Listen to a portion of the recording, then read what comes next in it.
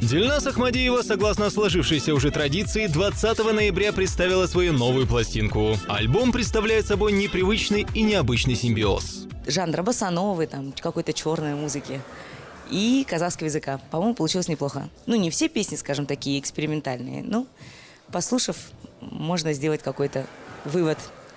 Но, по крайней мере, я считаю, что самое главное, что я это сделала, потому что я долго шла к этому альбому, 4 года.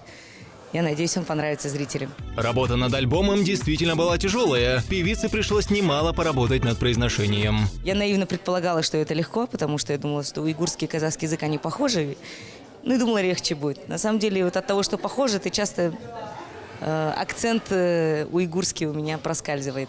Ну, ничего, стараемся, вроде уже лучше получается. Презентация пластинки, напомним, состоялась в день рождения певицы. Поздравить Дильназ с очередным 18-летием пришел весь свет отечественного шоу-бизнеса. Однако на этом празднике не обошлось и без нота грусти. Журналистам ГАКУ Ахмадиева эксклюзивно призналась, что переживает не лучший период своей жизни. Мне хочется, чтобы люди услышали это от меня в первую очередь, чтобы не судачили за моей спиной, чтобы не придумывали каких-то мне новых кавалеров.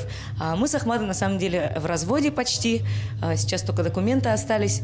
Ну, мы просто стали, скажем так, перестали друг друга понимать, наверное. Это очень грустно на самом деле, и сейчас, скажем, не самый легкий период в моей жизни. Тем не менее, сильная духом исполнительница уверяет, что на творчестве эта ситуация никак не скажется. Со мной все в порядке, я продолжаю жить, я продолжаю творить. Надеюсь, что в творчестве у меня все будет так же получаться. Не переживайте за меня, все будет хорошо. В подтверждение этих слов добавим, что уже предстоящей весной Дильназ намерена презентовать еще один альбом. Релиз запланирован на начало марта.